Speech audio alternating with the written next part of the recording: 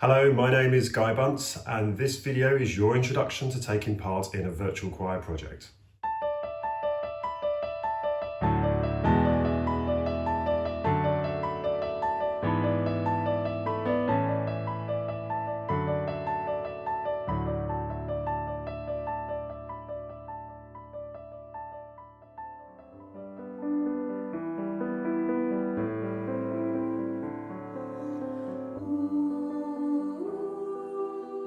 The year is 2020, and choirs all across the world have been forced to find novel ways of meeting up and performing together. You've probably seen all over the media and internet examples of virtual choir projects, and now is your chance to take part in one. A virtual choir, online choir, or home choir as they are sometimes called, is a choir whose members don't actually physically meet up to take part in a performance, but instead use readily available technology to collaborate online. In essence, members of the virtual choir learn their vocal parts using a guide track or video, and in some cases they meet up online to rehearse. They then use the same guide track to film themselves singing their part and send this on to the project editor, who brings all the videos back together for a performance.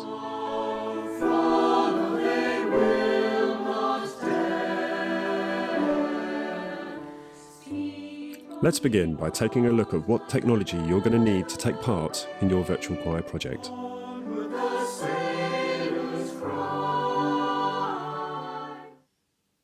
You're going to need three things to take part in a virtual choir project. You're going to need a set of headphones, a device to play back the guide track or video, and a device to record yourself.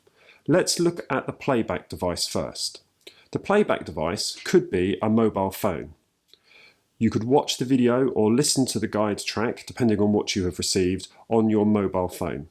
It could also be a computer. Here I have a laptop that I could play the video back on, or the guide track. You could also, of course, use a desktop computer.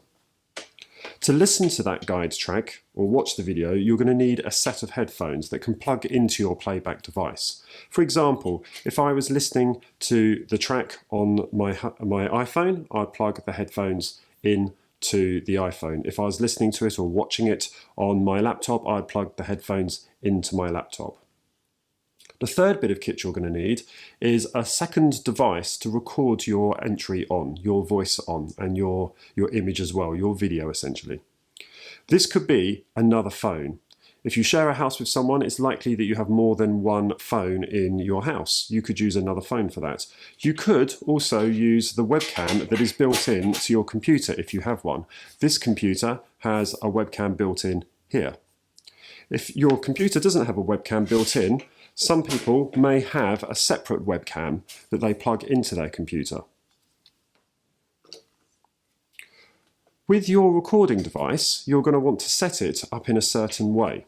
So your recording device, if we were using a phone, you have to set it up so it's landscape orientation and put it on a bookcase, wedge it on a bookcase so it's about eye height, because you don't want to have the camera above you looking down on you or below you looking up on you.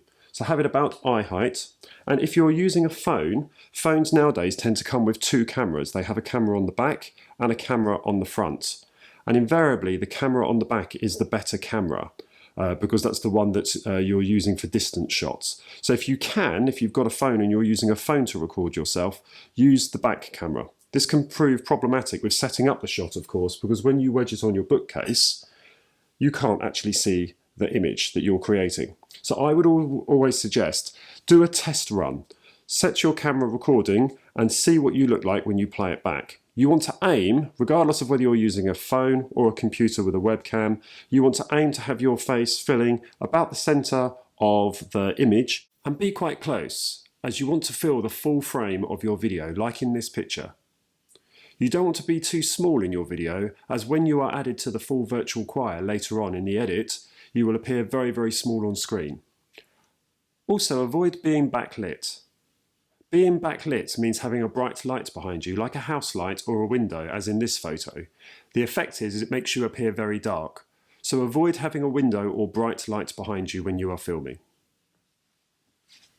When you've learnt your vocal part from the guide video, you'll be ready to record. Set up the video on your playback device, put your headphones on, and be ready to follow the instructions that you will hear. You'll be asked to clap on clicks 3 and 4, and this helps me synchronise the final product. Note in this video I'm playing back the guide track on a laptop and I'm wearing headphones attached to that laptop. In front of it I've wedged an iPhone against a mug and this is filming me. Again, you can see that my music is not obscuring my face and the camera is at eye height.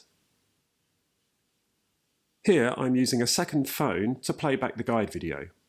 My headphones are attached to the phone on the left, which is playing the guide video which I'm watching. The phone on the right is filming me, and again I'm making sure that my music is low enough so that it doesn't obscure the phone's view of me. Also note that I like to wear only one headphone on my ear, so I can still hear myself singing in the room. It is of course up to you whether you wish to have both headphones in, or have one to the side like I've got here. When you've recorded your video, and you've checked it and you're happy with it, use the link that I've provided to send it to me. Click the link and then click Choose Files. You'll need to navigate to where the video is stored either on your phone or your computer and select it. Once it's been selected, it will ask you to enter your first name, your surname and your email address if you have one. Then click the Upload button and wait for it to upload. A status bar should show you how it's progressing. When it's reached 100%, you know that the video is fully uploaded and I will have hopefully received it my end. And that is it. If you'd like to drop me an email to double check that I've received your video, feel free to do so to the email below and I'll try to respond. Now comes the waiting game while I edit all the videos together, and very soon I'll be sending you a link to show you the finished product. Thanks for watching, take care.